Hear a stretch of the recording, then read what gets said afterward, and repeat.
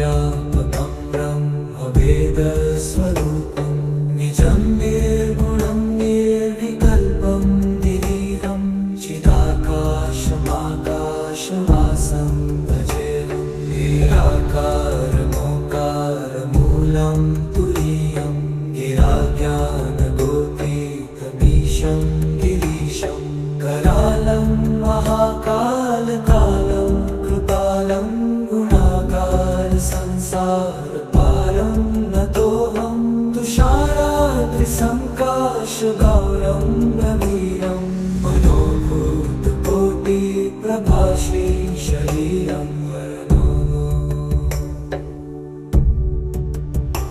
स्फुरन्मौलिं कल्लोलिनी चारुगङ्गालसभालबालेन्दुकण्ठे भुजङ्गा जलकुण्डलं तु सुनेत्रं विशालं प्रसन्नाननं नीलकण्ठं दयालं मृगधीश सर्वाम्बरं मुण्डमालं प्रियं शङ्करं सर्वनाथं भजामि प्रचण्डं प्रकृष्टं प्रगल्भं परेशम् अखण्डम् अजभानुकोटिप्रकाशं त्रयशूलनिर्मूलनं शूलपाणिं भजेऽहं भवानीपतिं भावगम्यम्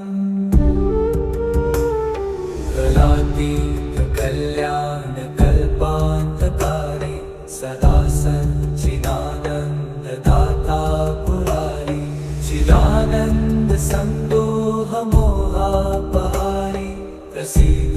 प्रसीद प्रभो मन्मथाली न यावत् उमानाथपादारविन्दं भजन्ति लोके वरे वा नराणां न तावत् सुखं शान्तिसन्तापनाशं प्रसीद प्रभो सर्वभूताधिवासं न जानामि योगं जपं नैव पूजा नतोऽहं सदा सर्वदा शम्भुतुभ्यं सदा जन्म दुःखौघतातप्यमानं प्रभो पाहि आपन्नमामीश शम्भो रुद्राष्टकमेतं प्रोक्तं विप्रेण हरतोषे ये पठन्ति नराः भक्त्या तेषां शम्भुः प्रसीदति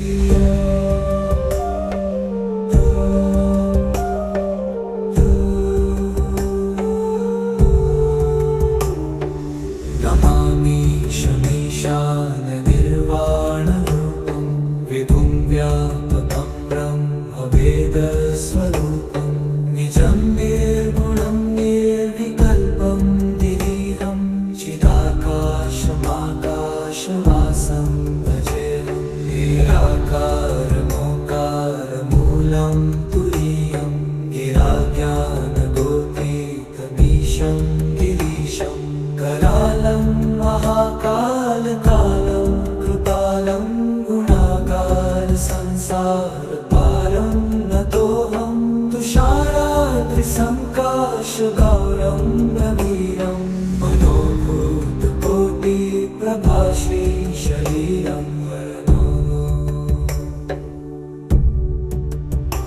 स्फुरन्मौलिं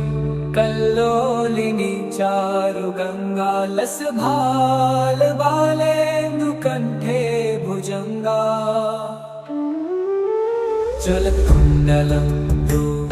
सुनेत्रं विशालं प्रसन्नाननं नीलकण्ठं दयालं मृगधीश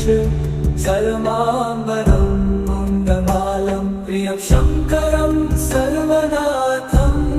भजामि प्रचण्डं प्रकृष्टं प्रगल्भं परेशम् अखण्डम् अजभानुकोटिप्रकाशं त्रयशूलनिर्मूलनं शूलपाणिं भजेऽहं भवानीपतिं भावगम्यम्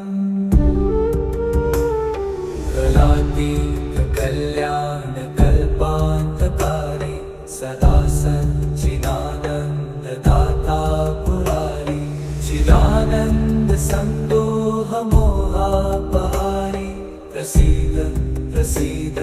प्रभो मन्मथाले न यावत् उमानाथ पादारविन्दं भजन्ति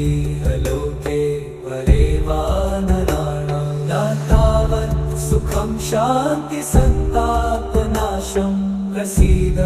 प्रभो सर्वभूताधिवासं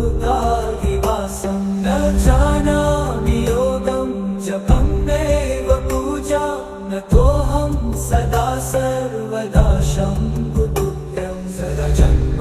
दुःखौघतातप्यमानं प्रभो पाहि आपन्नमामीश शम्भो रुद्राष्टकमेतं प्रोक्तं विप्रेण हरतोषे ये पठन्ति नराः भक्त्या तेषां शम्भुः प्रसीदति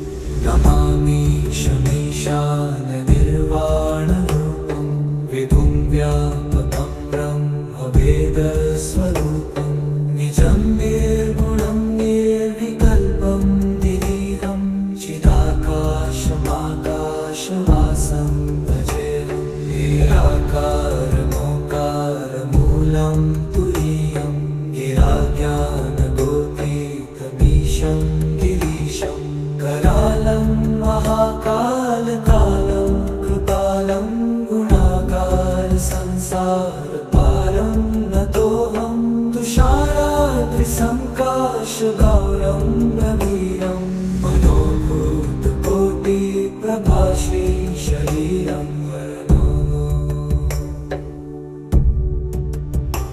स्फुरन्मौलिं कल्लोलिनी चारुगङ्गालसभालबालेन्दुकण्ठे भुजङ्गा जलकुण्डलं तु सुनेत्रं विशालं प्रसन्नाननं नीलकण्ठं दयालं मृगाधीश चरमाम्बरं मुण्डमालं प्रियं शङ्करं सर्वनाथं भजामि प्रचण्डं प्रकृष्टं प्रगल्भं परेशम् अखण्डम् अजभानुकोटिप्रकाशं त्रयशूलनिर्मूलनं शूलपाणिं भजेऽहं भवानीपतिं भावगम्यम्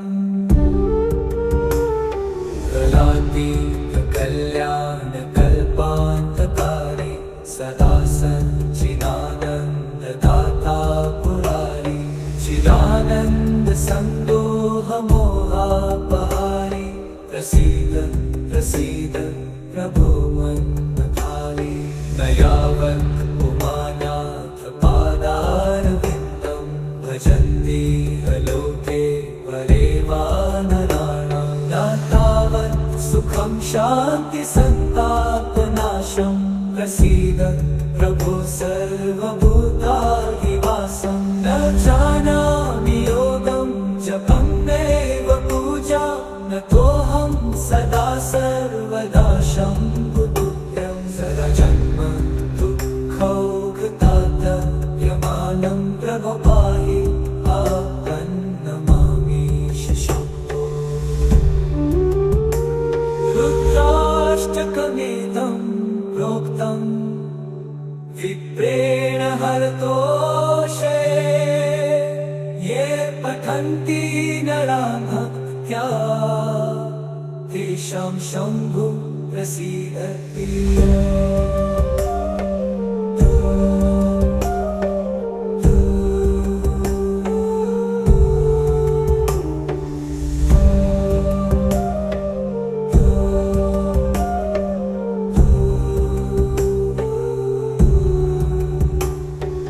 नमामि शमीशाननिर्वाणरूपं विधुं व्यापकं ब्रह्मवेदस्वरूपं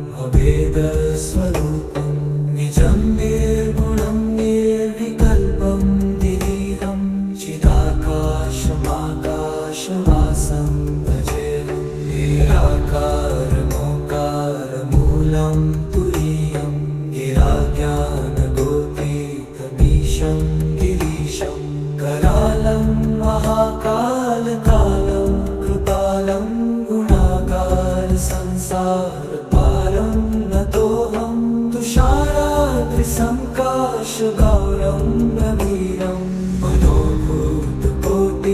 प्रभाश्री शरीरं वरनो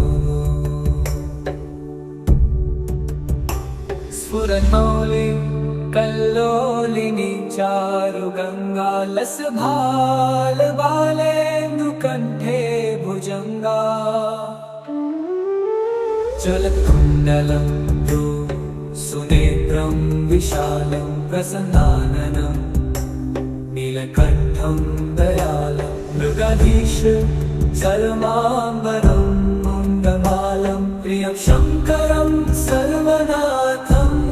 भजामि प्रचण्डं प्रकृष्टं प्रगल्भं परेशम् अखण्डम् अजभानुकोटि प्रकाशं त्रयशूलनिर्मूलनं शूलपाणिं भजेऽहं भवानीपतिं भावगम्यम्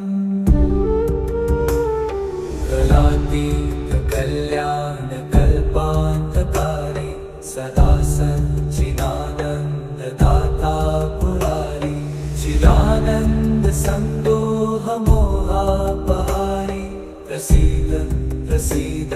प्रभो मन्मथाली न यावत् उमानाथ पादारविन्दं भजन्ति लोके वरे वा नराणां न तावत् सुखं शान्ति सन्तापनाशं प्रसीद प्रभो सर्वभूताधिवासं न जानामि योगं जपं नैव पूजा नतोऽहं सदा सर्वदा शम्भुतुभ्यं सदा जन्म दुःखौघतातयमानं प्रभो पाहि आपन्नमामीश शम्भो रुद्राष्टकमिदं प्रोक्तं विप्रेण हरतोषे ये पठन्ति नराः भक्त्या तेषां शम्भुः प्रसीदति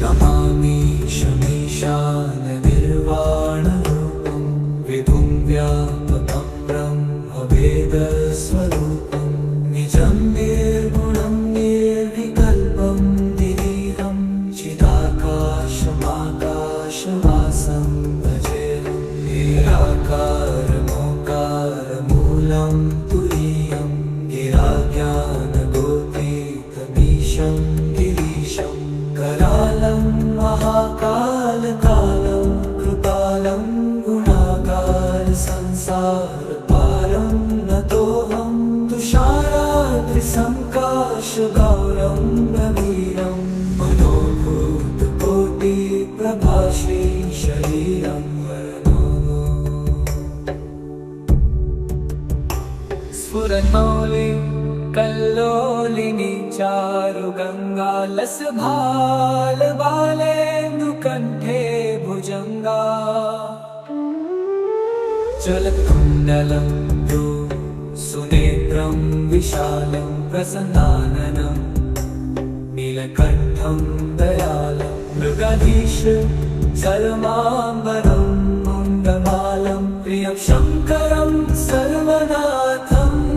भजामि प्रचण्डं प्रकृष्टं प्रगल्भं परेशम् अखण्डम् अजभानुकोटि प्रकाशं त्रयशूलनिर्मूलनं शूलपाणिं भजेऽहं भवानीपतिं भावगम्यम्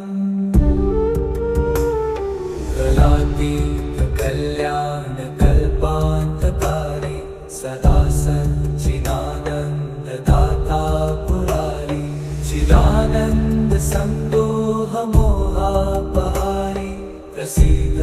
प्रसीद प्रभो मन्मथाली न यावत् उमानाथ पादारविन्दं भजन्ति लोके वरे वा नराणां न तावत् सुखं शान्ति सन्तापनाशं प्रसीद प्रभो सर्वभूताधिवासं न जानामि योगं जपमेव पूजा न तोऽहं सदा सर्वदा शम्भुतुभ्यं सदा जन्म दुःखौघतातयमानं प्रभो पाहि आपन्नमामीश शम्भो रुद्राष्टकमिदं प्रोक्तं विप्रेण हरतोषे ये पठन्ति नरा भक्त्या तेषां शम्भु प्रसीदति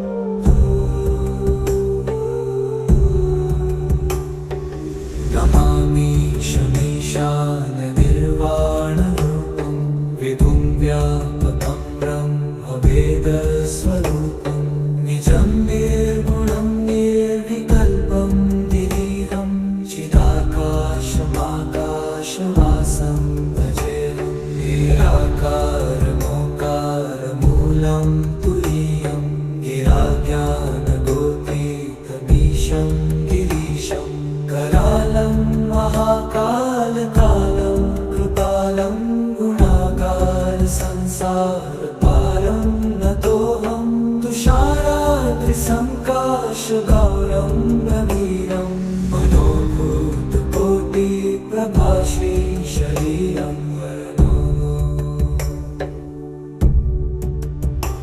स्फुरन्मौलि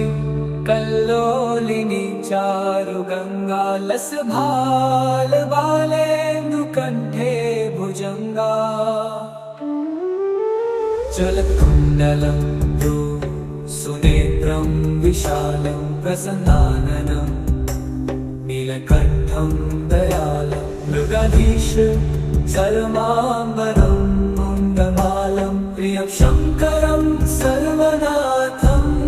भजामि प्रचण्डं प्रकृष्टं प्रगल्भं परेशम् अखण्डम् अजभानुकोटिप्रकाशं त्रयशूलनिर्मूलनं शूलपाणिं भजेऽहं भवानीपतिं भावगम्यम्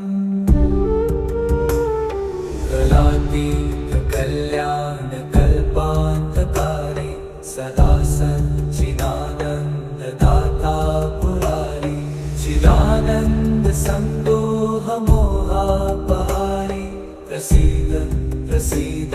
प्रभो मन्मथाली न यावत् उमानाथ पादारविन्दं भजन्ति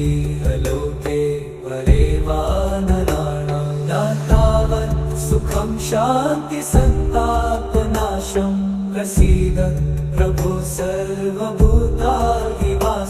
न जानामि योगं जपमेव पूजा न तोऽहं सदा सर्वदा शम्भुतुभ्यं सदा जन्म दुःखौघतातयमानं प्रभो पाहि आपन्नमामीश शम्भो रुद्राष्टकमिदं प्रोक्तं विप्रेण हरतोषे ये पठन्ति नरा भक्त्या तेषां शम्भु प्रसीदति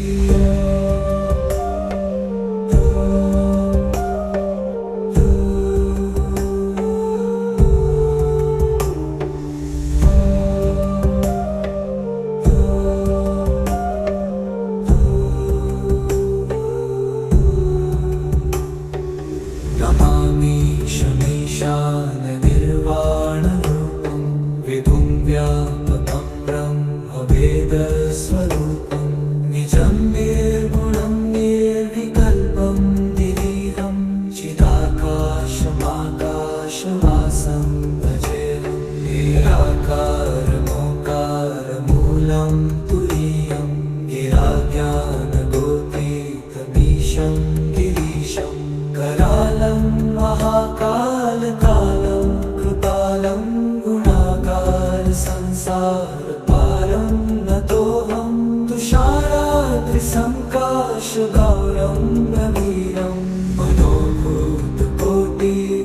प्रभाश्री शरीरं वर्णो स्फुरन्मौलि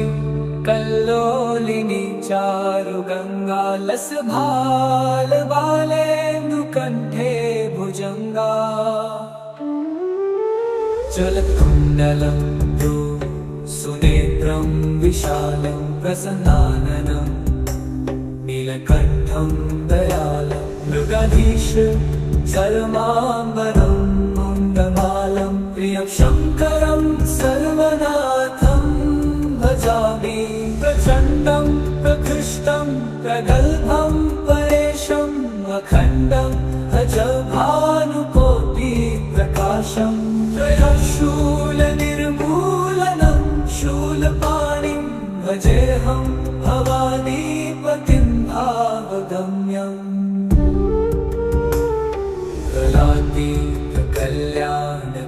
कलातीतकल्याणकल्पान्तकारी सदा सच्चिदानन्ददाता पुरारी चिदानन्दसन्दोहमोहापहारी प्रसीद प्रसीद प्रभो मन्मथाली न यावत् उमानाथ पादारविन्दं भजन्ति लोके परे वा नराणां न तावत् सुखं शान्ति सन्तापनाशं प्रसीद प्रभो सर्वभूताधिवासं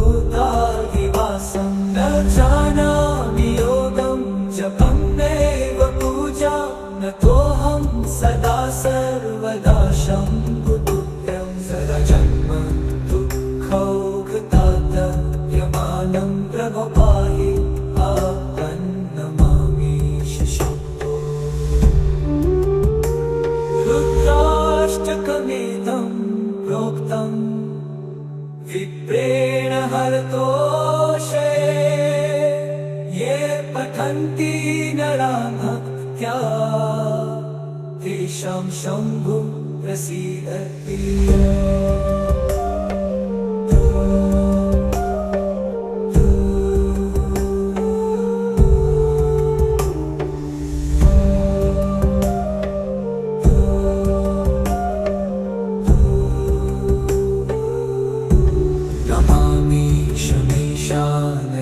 निर्वाणरूपं विधुं व्यापकं ब्रह्मवेदस्वरूपं निजं निर्गुणं निर्विकल्पं निरीहं चिदाकाशमाकाशवासं भजेऽहं निराकारमोकारमूलं तुरीयं गिराज्ञानगोपीतमीशं गिरीशं करालं महाकालकालं कृपालं गुणागार संसारपारं नतोऽहं तुषाराद्रिसङ्काशगौरं गभीरं मनोभूतकोटिप्रभाश्री शरीरं वर्णो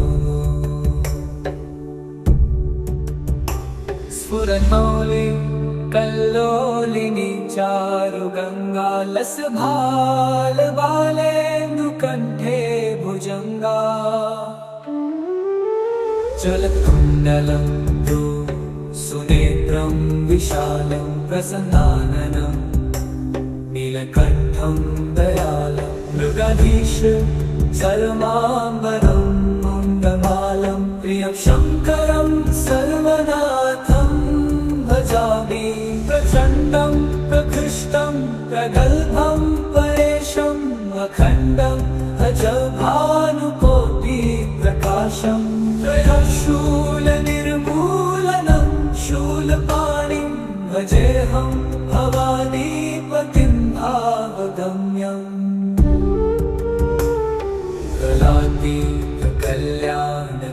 कलातीतकल्याणकल्पान्तकारी सदा सच्चिदानन्ददाता पुरारी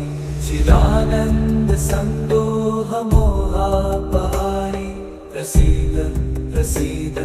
प्रभो मन्मथाली न यावत् उमानाथ पादारविन्दं भजन्ति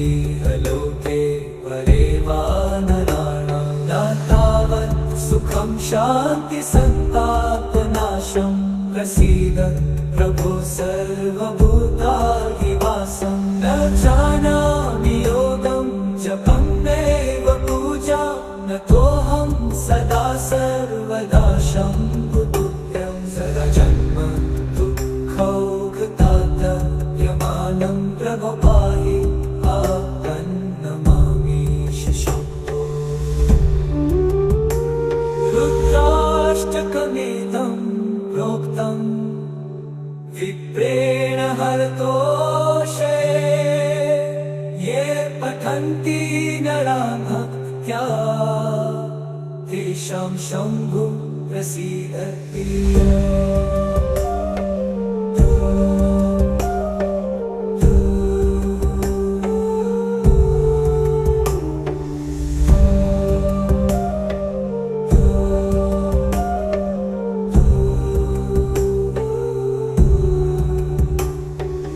नमामि शमीशाननिर्वाणरूपं विभुं व्यापकं ब्रह्मवेदस्वरूपं निजं निर्गुणं निर्विकल्पं निरीहं चिदाकाशमाकाशवासं भजेऽहं निराकारमोकारमूलं तुरीयं गिराज्ञानगोपीतमीशं गिरीशं करालं महाकालकालं कृपालं गुणाकार संसारपारं नतोऽहं तुषाराद्रिसङ्काशगौरं नवीरं मनोभूतकोटिप्रभाश्री शरीरं वरनो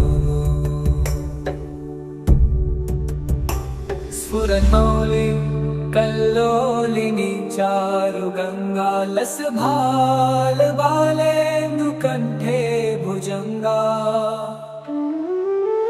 जलकुण्डलं सुनेत्रं विशालं प्रसन्नाननं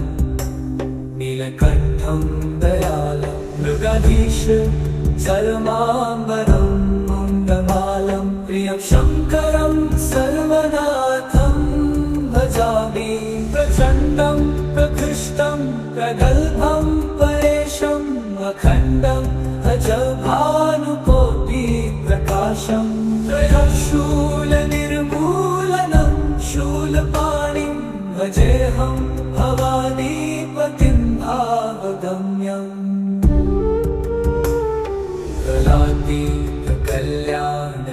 कलातीतकल्याणकल्पान्तकारी सदा सच्चिदानन्ददाता पुरारी चिदानन्दसन्दोहमोहापहारी प्रसीद प्रसीद प्रभो मन्मथारी न यावत् उमानाथ पादारविन्दं भजन्ति लोके परे वा नराणां न तावत् सुखं शान्ति सन्तापनाशं प्रसीद प्रभो सर्वभूताधिवासं न जानामि योगं जपं नैव पूजा नतोऽहं सदा सर्वदा शम्भुतुभ्यं सदा जन्म दुःखौघतातयमानं प्रभो पाहि नमामीश शम्भो रुद्राष्टकमेतं प्रोक्तं विप्रेण हरतोषे ये पठन्ति नरा भक्त्या तेषां शम्भु प्रसीदति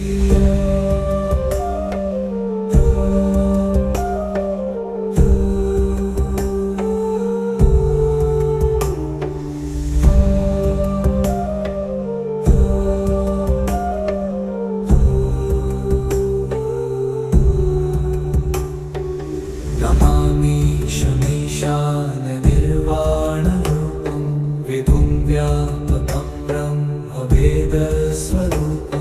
निजं निर्गुणं निर्विकल्पं निरीहं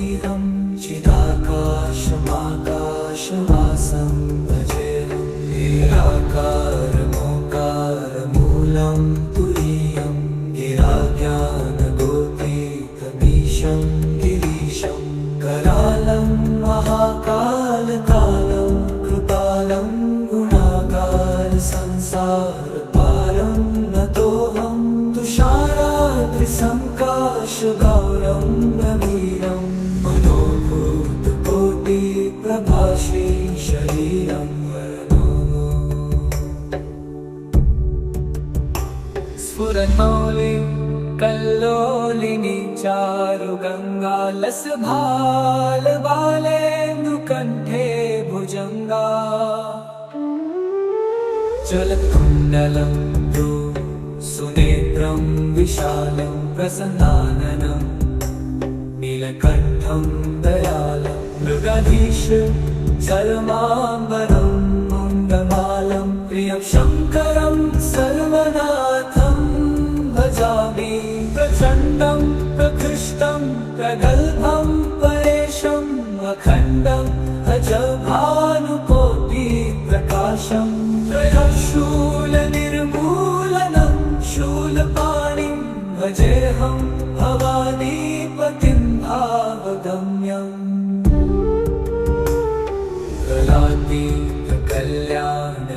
कलातीतकल्याणकल्पान्तकारी सदा सच्चिदानन्ददाता पुरारी चिदानन्दसन्दोहमोहापहारी प्रसीद प्रसीद प्रभो मन्मथाली न यावत् उमानाथ पादारविन्दं भजन्ति लोके वरे वा नराणां न तावत् सुखं शान्ति सन्तापनाशं प्रसीद प्रभो सर्वभूताधिवासं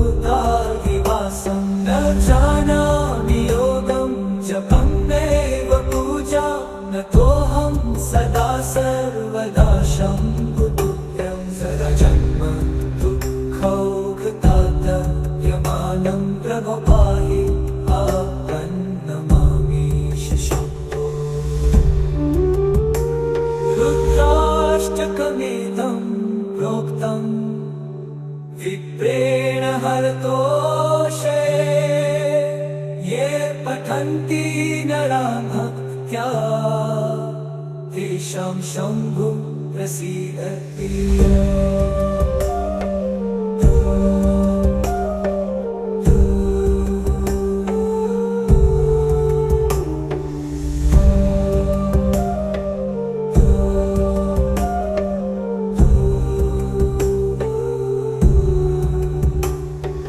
नमामि शमीशाननिर्वाणरूपं विधुं व्यापकं ब्रह्मवेदस्वरूपं निजं निर्गुणं निर्विकल्पं निरीहं चिदाकाशमाकाशवासं भजेऽहं निराकारमोकारमूलं तुरीयं गिराज्ञानगोतीतमीशं गिरीशं करालं महाकालकालं कृपालं गुणाकार संसारपारं नतोऽहं तुषाराद्रिसङ्काशगौरं गभीरं मनोभूतकोटिप्रभाश्री शरीरं वरदो स्फुरन्मौलिं कल्लोलिनी चारुगङ्गालसभालबालेन्दुकण्ठे भुजङ्गा चलत्कुण्डलं तु सुनेत्रं विशालं प्रसन्नाननं नीलकण्ठं दयालं मृगधीश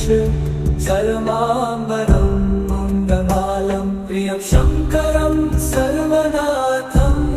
भजामि प्रचण्डं प्रकृष्टं प्रगल्भं परेशम् अखण्डम् अजभानुकोटिप्रकाशं त्रयशूलनिर्मूलनं शूलपाणिं भजेऽहं भवानीपतिं भावगम्यम्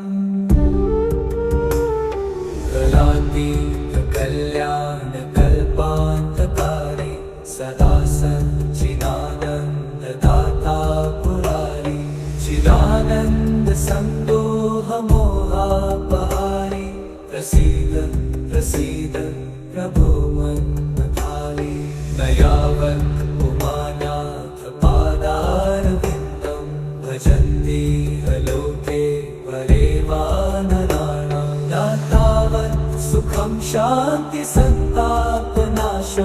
प्रसीद प्रभो सर्वभूताधिवासं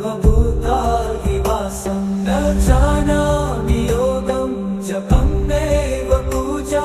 नतोऽहं सदा सर्वदा शम्भुतुभ्यं सदा जन्म दुःखौघतातयमानं प्रभो पाहि अहं नमामि शम्भो रुद्राष्टकमेतं प्रोक्तं विप्रेण हरतोषे ये पठन्ति नराः भक्त्या तेषां शम्भु प्रसीदति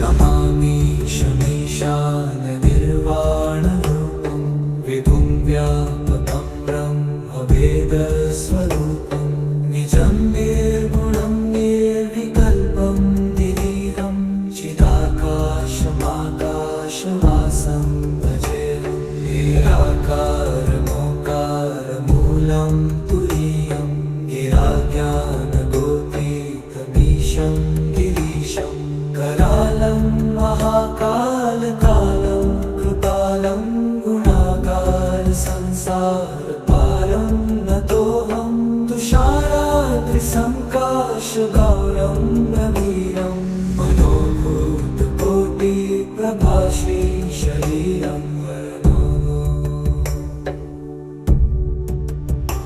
स्फुरन्मौलिं कल्लोलिनी चारुगङ्गा लसभालबालेन्दुकण्ठे भुजङ्गा जलकुण्डलं तु सुनेत्रं विशालं प्रसन्नाननं नीलकण्ठं दयालं मृगधीश चरमाम्बरं मुण्डमालं प्रियं शङ्करं सर्वनाथं भजामि प्रचण्डं प्रकृष्टं प्रगल्भं परेशम् अखण्डम् अजभानुकोटिप्रकाशं त्रयशूलनिर्मूलनं शूलपाणिं भजेऽहं भवानीपतिं भावगम्यम्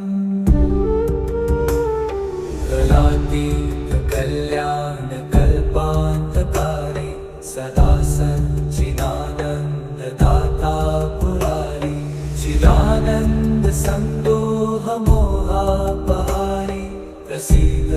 प्रसीद प्रभो मन्मथाली न यावत् उमानाथ पादारविन्दं भजन्ति लोके परे वा नराणां न तावत् सुखं शान्ति सन्तापनाशं प्रसीद प्रभो सर्वभूताधिवासं न जानामि योगं जपं नैव पूजा नतोऽहं सदा सर्वदा शम्भुतुभ्यं सदा जन्म दुःखौघतातयमानं प्रभो पाहि अहं नमामि शम्भो रुद्राष्टकमेतं प्रोक्तं विप्रेण हरतोषे ये पठन्ति नराः भक्त्या तेषां शम्भु प्रसीदति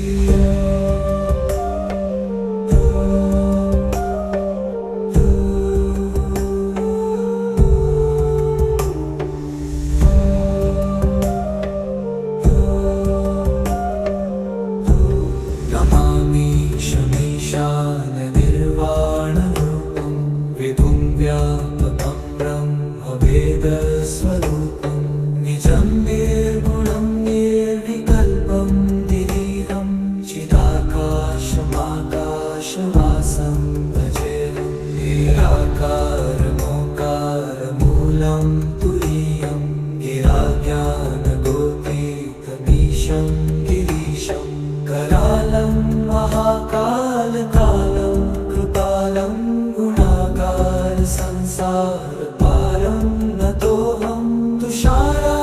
त्रिसङ्काशगौरं गभीरं मनोभूतकोटिप्रभाश्री शरीरं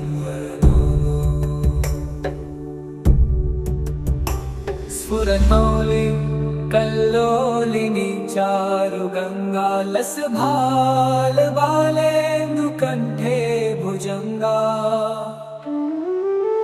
चलत्कुण्डलं तु सुनेत्रं विशालं प्रसन्नाननं नीलकण्ठं दयालं मृगधीश चरमाम्बरं मुण्डमालं प्रियं शङ्करं सर्वनाथं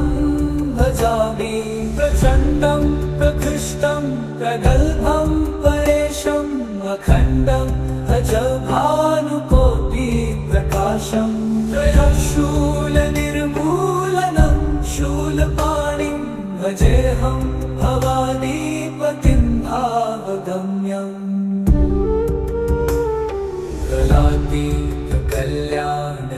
कलातीतकल्याणकल्पान्तकारी सदा सच्चिदानन्ददाता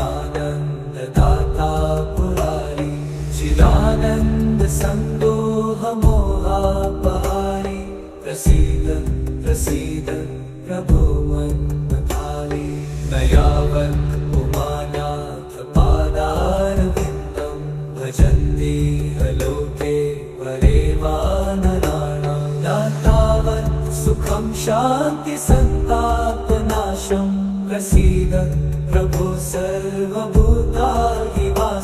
न जानामि योगं जपं नैव पूजा नतोऽहं सदा सर्वदा शम्भुतुभ्यं सदा जन्म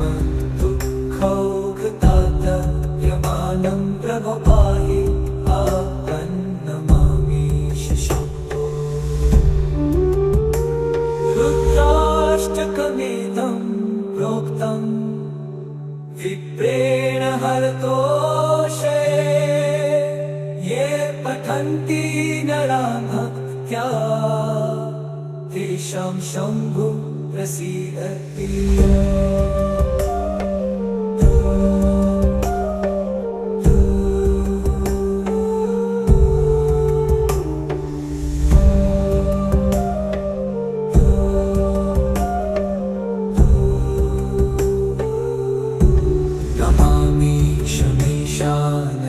निर्वाणरूपं विभुं व्यापकं ब्रह्मवेदस्वरूपं निजं निर्गुणं निर्विकल्पं निरीहं चिदाकाशमाकाशवासं भजेऽहं निराकारमोकारमूलं तुरीयं गिराज्ञानगोपीतमीशं गिरीशं करालं महाकालकालं कृपालं गुणाकारसंसारपारं नतोऽहं तुषाराद्रिसङ्काशगौरं गभीरं मनोभूतकोटिप्रभाश्री शरीरं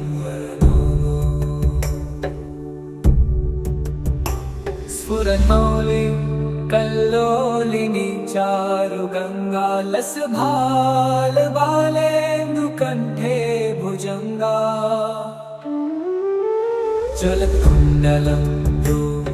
सुनेत्रं विशालं प्रसन्नाननं नीलकण्ठं दयालं मृगधीश चरमाम्बरं मुण्डमालं प्रियं शङ्करं सर्वनाथं भजामि प्रचण्डं प्रकृष्टं प्रगल्भं परेशम् अखण्डम् अजभानुकोटिप्रकाशं त्रयशूलनिर्मूलनं शूलपाणिं भजेऽहं भवानीपतिं भावगम्यम्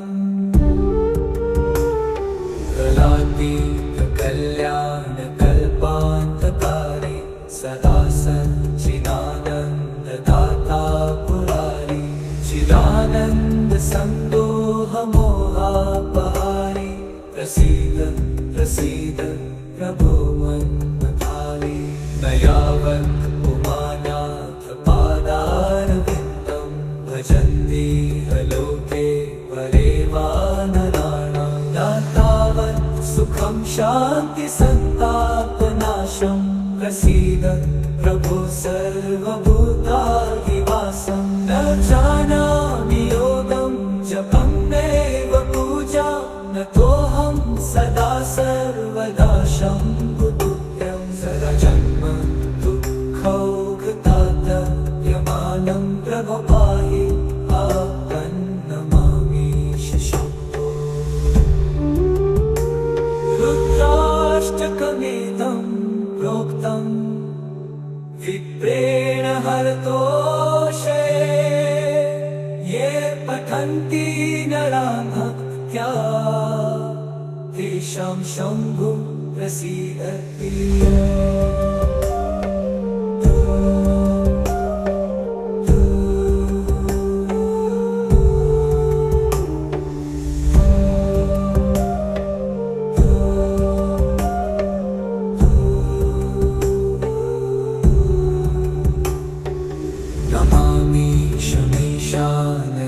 निर्वाणरूपं विधुं व्यापकं ब्रह्मवेदस्वरूपं निजं निर्गुणं निर्विकल्पं निरीहं चिदाकाशमाकाशवासं भजेऽहं निराकारमोकारमूलं तुरीयं गिराज्ञानगोपीतमीशं गिरीशं करालं महाकालकालं कृपालं गुणागार संसारपारं नतोऽहं तुषाराद्रिसङ्काशगौरं नवीरं मनोभूतकोटिप्रभाश्री शरीरं वरनो स्फुरन्मौलि कल्लोलिनी चारुगङ्गालसभालबालेन्दुकण्ठे भुजङ्गा जलकुण्डलं तु सुनेत्रं विशालं प्रसन्नाननं नीलकण्ठं दयालं मृगधीश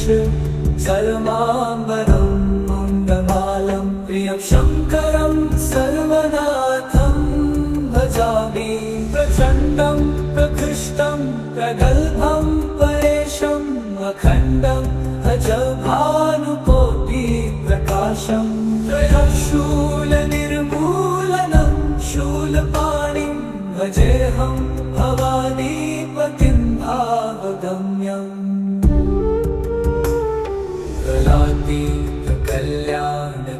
कलातीतकल्याणकल्पान्तकारी सदा सच्चिदानन्ददाता पुरारी चिदानन्दसन्दोहमोहापहारी प्रसीद प्रसीद प्रभो मन्मथारी न यावत् उमानाथ पादारविन्दं भजन्ति लोके परे वा नराणां न तावत् सुखं शान्ति सन्तापनाशं प्रसीद प्रभो सर्वभूताधिवासं न जानामि योगं जपं नैव पूजा न तोऽहं सदा सर्वदा शम्भुतुभ्यं सदा जन्म दुःखौघतातयमानं प्रभो पाहि आपन्नमामीश शम्भो रुद्राष्टकमेतं प्रोक्तं विप्रेण हरतोषे ये पठन्ति नरा भक्त्या तेषां शम्भु प्रसीदति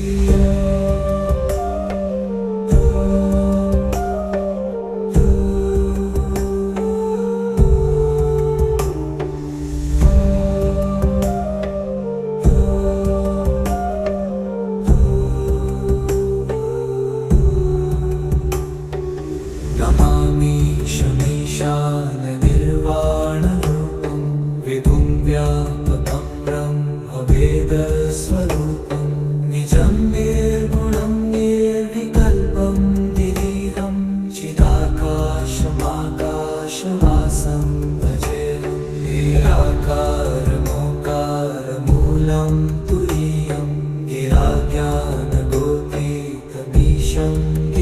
ईशं करालं महाकालकालं कृपालं गुणाकार संसारपारं नतोऽहं तुषाराद्रिसङ्काशगौरं गभीरं मनोभूतकोटिप्रभाश्री शरीरं स्फुरन्मौलिं कल्लोलिनी चारुगङ्गालसभालबालेन्दुकण्ठे भुजङ्गा चलत्कुण्डलं तु सुनेत्रं विशालं प्रसन्नाननं नीलकण्ठं दयालं मृगधीश चरमाम्बरं मुण्डमालं प्रियं शङ्करं सर्वनाथं भजामि प्रचण्डं प्रकृष्टं प्रगल्भं परेशम् अखण्डम् अजभानुकोटिप्रकाशं त्रयशूलनिर्मूलनं शूलपाणिं भजेऽहं भवानीपतिं भावगम्यम्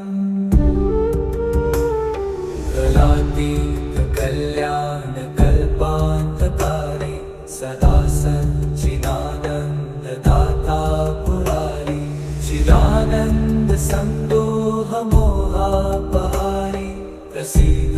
प्रसीद प्रभो मन्मथाली न यावत् उमानाथपादारविन्दं भजन्ति लोके परे वा नराणां न तावत् सुखं शान्तिसन्तापनाशं प्रसीद प्रभो सर्वभूताधिवासं न जानामि योगं जपं नैव पूजा नतोऽहं सदा सर्वदा शम्भुतुभ्यं सरजन्म दुःखौघतातप्यमानं प्रभो पाहि आपन्नमामीश शम्भो रुद्राष्टकमेतं प्रोक्तं विप्रेण हरतोषे ये पठन्ति नरा भक्त्या तेषां शम्भु प्रसीदति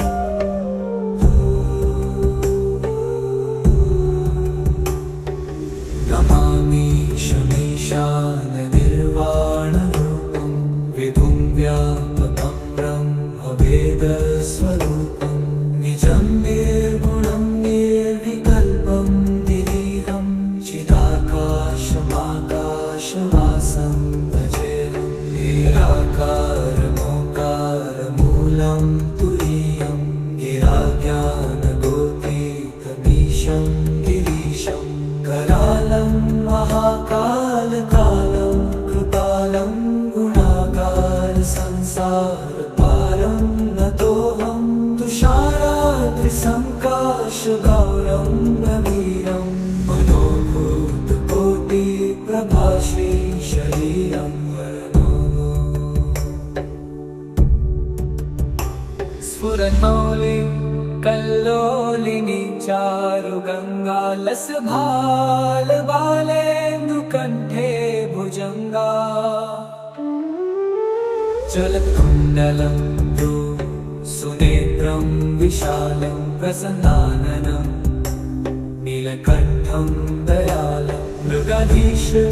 चरमाम्बरं मुण्डमालं प्रियं शङ्करं सर्वनाथं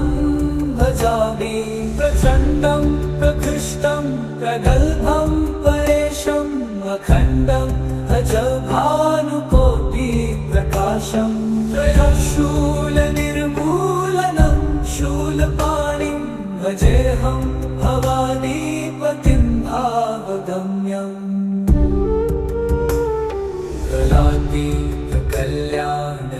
कलातीतकल्याणकल्पान्तकारी सदा सच्चिदानन्ददाता पुरारी चिदानन्दसन्दोहमोहापहारी प्रसीद प्रसीद प्रभो मन्मथाली न यावत् उमानाथ पादारविन्दं भजन्ति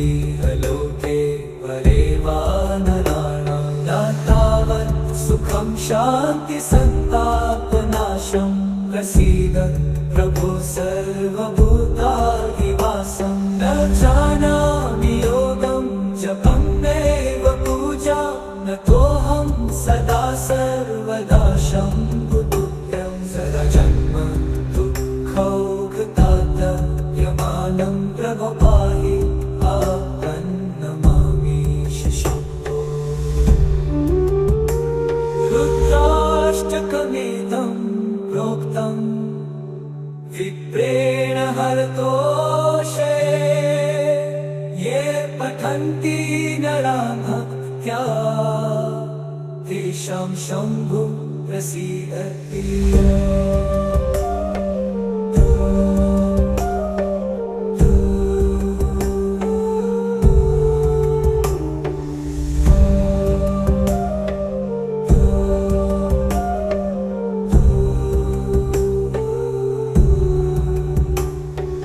नमामि शमीशाननिर्वाणरूपं विभुं व्यापकं ब्रह्मवेदस्वरूपं निजं निर्गुणं निर्विकल्पं निरीहं चिदाकाशमाकाशवासं भजेऽहं निराकारमोकारमूलं तुरीयं गिराज्ञानगोपीतमीशं गिरीशं करालं महाकालकालं कृपालं गुणाकार संसारपारं नतोऽहं तुषाराद्रिसङ्काशगौरं गभीरं मनोभूतकोटिप्रभाश्री शरीरं वरनो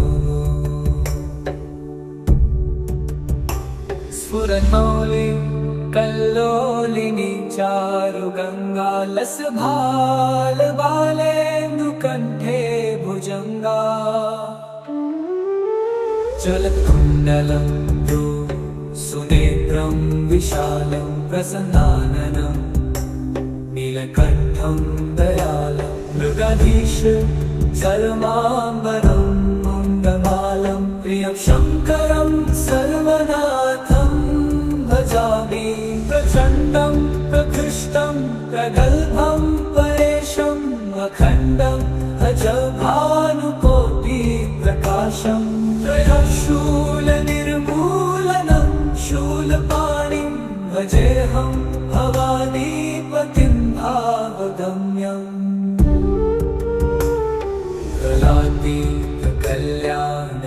कलातीतकल्याणकल्पान्तकारी सदा सच्चिदानन्ददाता पुरारी चिदानन्दसन्दोहमोहापहारी प्रसीद प्रसीद प्रभो मन्मथाली न यावत् उमानाथ पादारविन्दं भजन्ति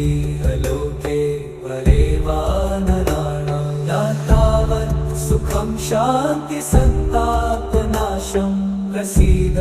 प्रभो सर्वभूताधिवासं न जानामि योगं जपं नैव पूजा न तोऽहं सदा सर्वदा शम्भुतुभ्यं सदा जन्म दुःखौघतातयमानं प्रभो पाहि आपन्नमामि शम्भो रुद्राष्टकमिदं प्रोक्तं विप्रेण हरतोषे ये पठन्ति नरा भक्त्या तेषां शम्भु प्रसीदति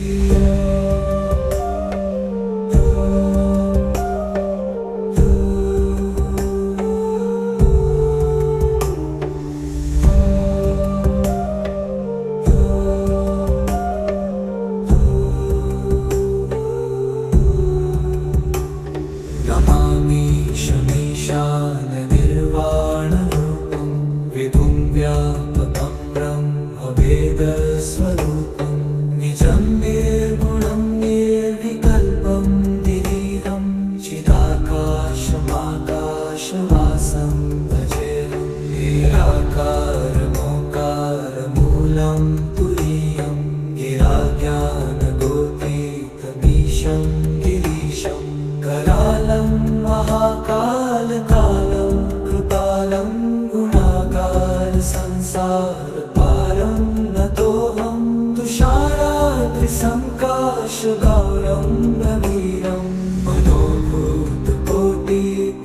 श्रीशरीरं वर्णो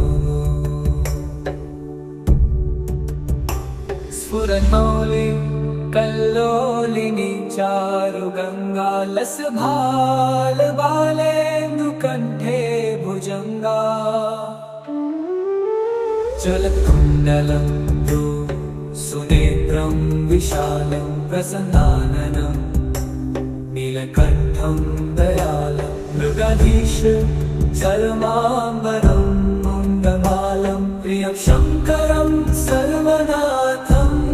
भजामि प्रचण्डं प्रकृष्टं प्रगल्भं परेशम् अखण्डम् अजभानुकोटिप्रकाशं त्रयशूलनिर्मूलनं शूलपाणिं भजेऽहं भवानीपतिं भावगम्यम् कलातीतकल्याणकल्पान्तकारी सदा सच्चिदानन्ददाता पुरारी चिदानन्दसन्दोहमोहापहारी प्रसीद प्रसीद प्रभो मन्मथारी दयावन् उमानाथ पादारविन्दं भजन्ति लोके वरेवा नराणां दातावत् सुखं शान्ति सन्तापनाशं प्रसीद प्रभो सर्वभूताधिवासं न जानामि योगं जपं नैव पूजा नतोऽहं सदा सर्वदा शम्भुतुभ्यं सदा जन्म दुःखौघतातयमानं प्रभो पाहि आपन्नमामि शम्भो रुद्राष्टकमेतं प्रोक्तं विप्रेण हरतोषे ये पठन्ति नरा भक्त्या तेषां शम्भुः प्रसीदति।